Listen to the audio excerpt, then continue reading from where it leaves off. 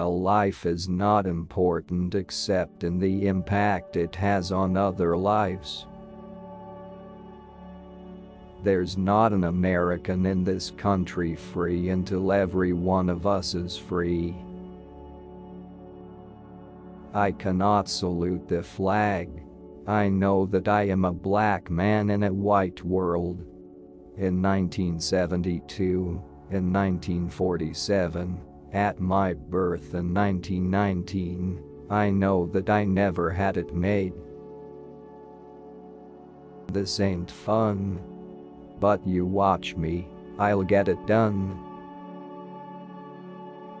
Baseball is like a poker game. Nobody wants to quit when he's losing. Nobody wants you to quit when you're ahead. How you played in yesterday's game is all that counts.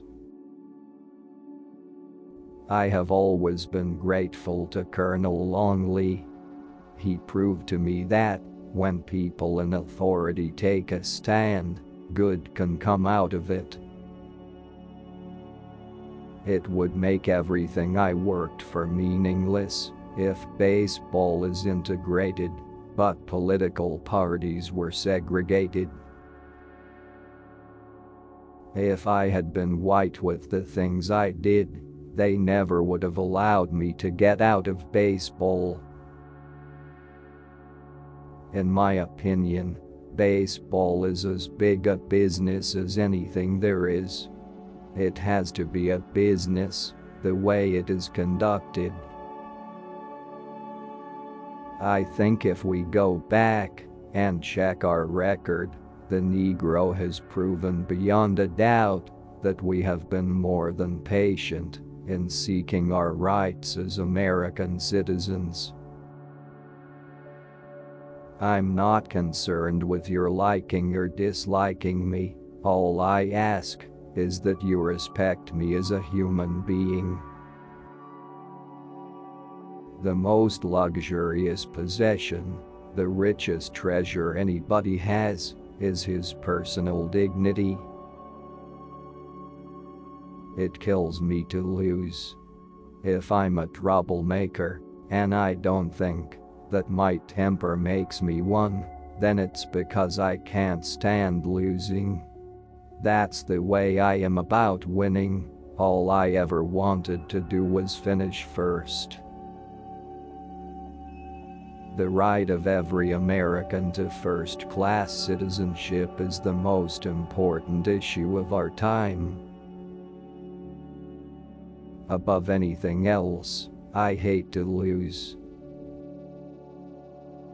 In all my years of baseball, I have always expected to be traded. I never liked the idea.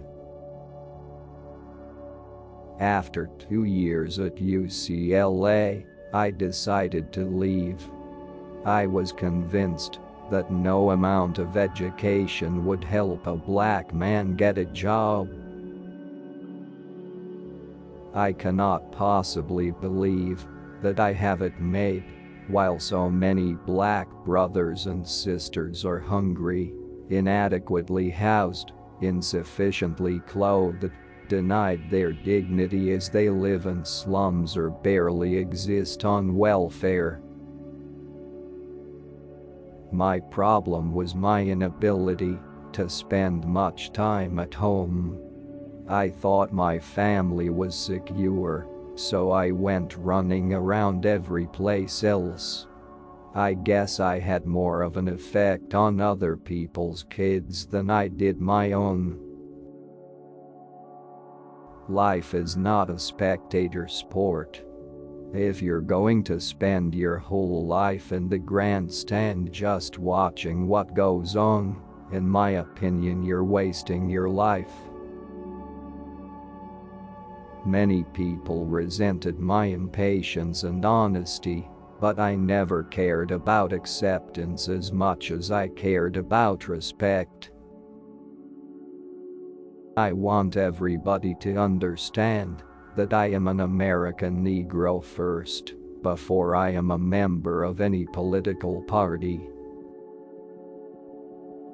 The old Dodgers were something special, but of my teammates overall, there was nobody like Pee Wee Reese for me. The way I figured it, I was even with baseball and baseball with me. The game had done much for me, and I had done much for it. The black press, some liberal sports writers, and even a few politicians were banging away at those Jim Crow barriers in baseball. I never expected the walls to come tumbling down in my lifetime. I had practiced with the team, and the first scheduled game was with the University of Missouri.